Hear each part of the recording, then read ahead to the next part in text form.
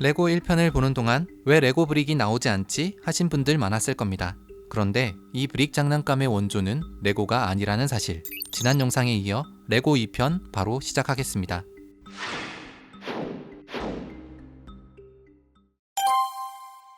(1942년 3월 20일) 올레가 잠들어 있던 한밤중에 갑자기 레고 장난감 공장에서 화재가 발생했습니다. 올레는 불이 난 것을 알아차리지만 공장 내부에는 온통 불에 잘 타는 나무가 가득했고 장난감 공장은 완전히 잿더미가 되어버렸습니다. 그나마 다행인 것은 이번 화재가 집까지 태워버리지는 않았다는 것. 전쟁 중에도 별 문제 없이 잘 운영되었던 레고사였는데 올레는 화재 때문에 2번이나 공장을 날려버렸습니다. 하지만 독실한 크리스찬이었던 올레는 긍정적으로 생각하며 감사의 기도를 드렸다고 합니다. 레고사가 제법 투자 가치가 있다고 생각되어서인지 올레는 덴마크의 여러 지역으로부터 공장을 짓겠다는 제안을 받았습니다. 하지만 고심하던 올레는 지금껏 함께 일해온 26명의 직원과 함께 빌룬에 남아 다시 장난감 공장을 재건하기로 결정했습니다. 다행히 바일레 은행으로부터 대출도 받을 수 있었고 레고 장난감 공장은 이전보다 훨씬 크고 장난감 제작에 특화된 시스템을 갖추어 세워지게 됩니다. 레고의 장난감 공장은 곧 안정적으로 운영되기 시작했고 직원 수는 40명까지 늘어났습니다. 전쟁 덕분에 장난감의 매출은 크게 올랐지만 레고사에는 다른 문제가 발생했습니다. 올레가 장난감의 주 재료로 사용하던 품질 좋은 노도 밤나무의 수급이 어려워졌던 겁니다. 나무를 대신할 장난감 재료를 찾던 올레는 새로운 재료를 도입하게 됩니다. 바로 플라스틱. 사실 1933년 영국의 화학회사 ICI의 파우셋과 깁슨에 의해 지금까지도 사용되는 플라스틱 폴리에틸렌이 발명됩니다. 이후 2차 세계대전을 거치면서 플라스틱 산업이 크게 발전하게 되었고 장난감 산업에까지 적용되었던 겁니다. 그러던 1946년 올레는 코펜하겐에서 열린 플라스틱 사출 성형기 시연회에 참가하게 됩니다. 그는 그곳에서 영국의 키디크래프트사에서 개발한 플라스틱으로 만든 브릭 장난감을 처음 보게 됩니다. 올레는 이것이 아주 좋은 아이디어라고 생각했습니다. 하지만 브릭 장난감이 처음 만들어진 것은 12년 전의 일이었습니다. 1934년 더벌 스페셜티스 컴퍼니는 고무 재질로 만든 브릭 장난감 빌드 오 브릭을 처음으로 개발했습니다. 많은 종류의 브릭이 있었던 것은 아니지만 몇 가지 브릭을 이용하여 다양한 모양을 만들 수 있었습니다. 이후 1935년 영국의 프리모 러버 컴퍼니에서 역시 고무로 만든 브릭 장난감 미니 브릭을 출시했습니다. 1939년에 이르러 미국의 장난감 회사 할산 프로덕츠에서는 나무 재질의 브릭 장난감 아메리칸 브릭스를 출시했고 같은 해 영국의 키디크래프트사에서는 플라스틱 재질을 사용한 브릭 장난감 브리플렉스를 출시했습니다. 첫 플라스틱 장난감이라 그런지 비교적 큰 사이즈로 제작됐습니다. 1946년에는 할산 프로덕츠에서 나무 재질로 만들었던 브릭 장난감의 재질을 플라스틱으로 바꿔 출시했습니다. 그러던 1947년 키디크래프트사의 설립자였던 힐러리 페이지는 더 정교한 브릭 장난감을 만들기 위해 연구한 끝에 셀프 락킹 빌딩 브릭스를 출시하게 됩니다. 이 브릭 장난감은 아랫부분이 비어 있었고 양쪽 끝에 홈이 있었는데 이는 브릭을 끼울 때 플라스틱이 살짝 벌어지면서 단단하게 고정할 수 있도록 하기 위한 장치였습니다. 그리고 이 브릭 장난감을 올레가 발견하게 된 것입니다. 올레는 이 장난감에 깊은 감명을 받고 키드크래프트사의 브릭 샘플을 하나 챙겼습니다. 그리곤 덴마크 최초로 장난감 제조용 플라스틱 사출 성형기까지 구입하게 됩니다. 이번 기계도 상상을 초월할 만큼 아주 비싼 장비였습니다. 과거에 구입했던 밀링 머신보다도 무려 10배나 비싼 3만 덴마크 크로네였지만 올레는 미래를 위해 아낌없이 투자했습니다. 그리고 키디크래프트사의 브릭과 비슷한 제품을 만들기 위해 열심히 연구하기 시작했다고 합니다. 그렇게 1949년 2년간의 연구 끝에 오토매틱 바인딩 브릭이란 제품이 출시됩니다. 제품의 이름은 달랐지만 키디크래프트사의 브릭 장난감과 사이즈도 거의 똑같고 디자인도 유사한 형태로 흰색, 빨간색, 노란색, 초록색 이렇게 4가지 색상으로 제작되었습니다. 그런데 힐러리 페이지의 가족들에 따르면 당시 힐러리 페이지는 이 사실을 모르고 있었다고 하는데 이 문제는 1981년 레고사가 키디크래프트사로부터 브릭 장난감의 모든 권리를 구입하면서 해결되었습니다. 어쨌든 올레는 새롭게 출시된 플라스틱 브릭 장난감이 잘 팔릴 거라 생각했습니다. 하지만 레고의 오토매틱 바인딩 브릭은 거의 팔리지 않았고 재고만 잔뜩 쌓여갔습니다. 심지어 고트프레드는 다시 나무 장난감을 만들어야 한다고 주장했다고 합니다. 그런 상황에도 불구하고 올레는 브릭 장난감을 잘 만들면 세계 시장에 진출할 수 있을 거란 믿음을 잃지 않았습니다. 1950년 고트프레드는 30살의 나이로 레고사의 주니어 부사장으로 임명되었습니다. 이후 1951년 플라스틱 사출 성형기로 만든 퍼거슨 트랙터 장난감이 출시되는데 이것이 레고사에서 가장 인기 있는 제품이 됩니다. 덕분에 플라스틱 장난감의 가능성을 볼 수 있었습니다. 하지만 여전히 레고 브릭의 매출은 지지부진했습니다. 올해는 퍼거슨 트랙터로 벌어들인 수익을 레고 브릭의 품질 향상에 투자하기 시작했습니다. 그렇게 1954년 새로운 문, 창문 등 다양한 건물 재료들이 만들어지면서 레고 브릭은 조금씩 매출이 올라갔습니다. 그러던 1954년 어느 날 고트프레드는 한 장난감 판매 담당자와 장난감에 대한 얘기를 나누게 됩니다. 장난감 판매 담당자는 기존의 장난감에는 왜 시스템이 없는지 불평했습니다.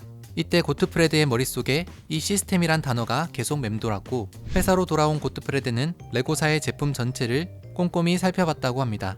그런데 그 많은 장난감 중에 자신이 부정적으로 평가해오던 브릭 장난감만이 시스템을 만들어낼 수 있다는 사실을 깨닫게 됩니다.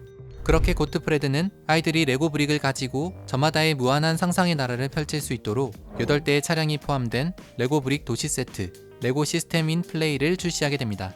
여기에는 횡단보도, 도로 표지판 등의 교통신호가 포함되어 있어서 아이들이 교통을 이해하는 데 큰 도움이 되었습니다. 또한 아이들이 상상하는 것은 무엇이든 만들 수 있는 레고 브릭의 잠재력 덕분에 판매량이 급증하기 시작했습니다. 하지만 기존의 브릭에는 치명적인 문제가 있었습니다. 기존의 브릭은 키디크래프트사의 브릭과 마찬가지로 하부가 비어 있었기 때문에 브릭을 쌓아 올리는 정도까지는 가능했지만 돌기 모두를 끼우는 상태가 아니라면 튼튼하게 고정되지가 않아 쉽게 무너져 버렸습니다. 고트프레드는 이 문제를 해결하기 위해 깊은 고민에 빠지게 됩니다. 1958년 레고사는 2년에 걸친 연구 끝에 브릭을 튼튼하게 결합할 수 있는 신기술을 개발했습니다. 바로 새로운 돌기와 튜브입니다. 비어있던 브릭의 하부에 원통 모양의 튜브를 장착한 것뿐인데 돌기가 아주 튼튼하게 결합되었고 아이들은 더 이상 불안해하지 않고 무엇이든 만들어 볼 수 있었습니다. 고트프레드는 경쟁사에게 이 아이디어를 빼앗기지 않기 위해 특허를 받았고 덕분에 수많은 브릭 장난감의 경쟁에서 살아남을 수 있었습니다. 한편 이 시기에 올레는 갑작스런 심장마비로 세상을 떠나게 되고 고트프레드가 레고의 운영권을 이어받았습니다. 그러던 1960년 2월 레고사에 또다시 문제가 발생합니다. 나무 장난감을 쌓아두던 공장에서 화재가 발생하여 재고 나무 장난감을 모두 태워버린 것이었습니다. 결국 고트프레드는 레고의 근간이었던 목재 장난감 사업을 끝내고 플라스틱 브릭 사업에 집중하기로 결정했습니다. 고트프레드는 아버지 올레에게 배운 대로 최고 품질의 장난감을 만들기 위해 노력했습니다. 더욱 다양한 기능과 더 좋은 재료의 브릭을 만드는 데 많은 비용을 들였습니다.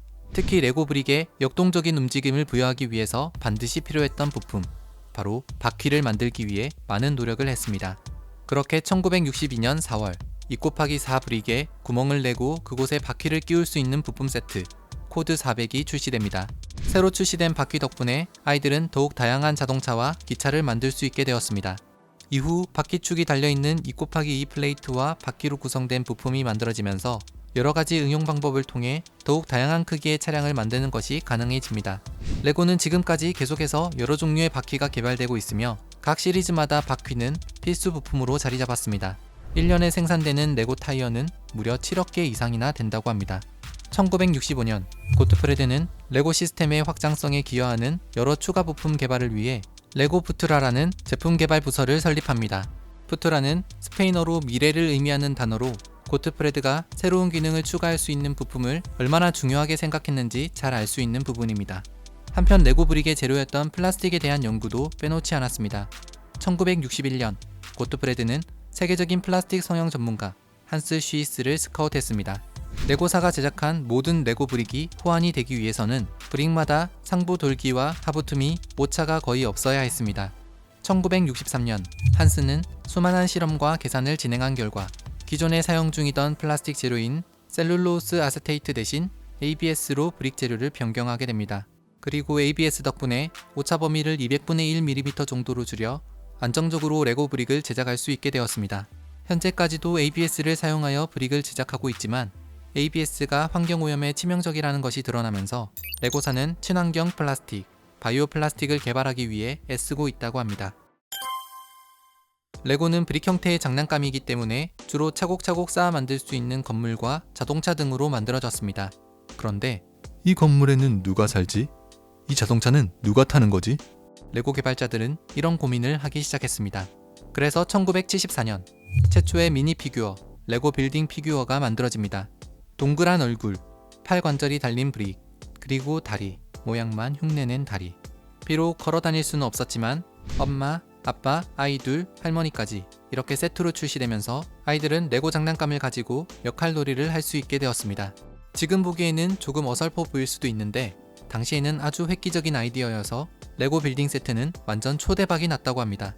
1975년에는 건물의 비율에 맞춰 크기를 조절한 피규어가 개발됩니다. 현재 제작되는 피규어 사이즈의 기준이 되긴 하지만 팔도 없고 다리도 움직이지 않고 심지어 얼굴도 없었습니다. 그러다 1978년 움직이는 팔과 다리, 무언가 질 수 있는 손, 그리고 웃는 표정의 노란색 머리까지 현재 레고 피규어와 거의 흡사한 레고 미니 피규어 모델이 출시되었습니다. 레고 피규어가 노란색 피부색인 이유는 특정 민족성을 띠지 않기 위해서라고 합니다.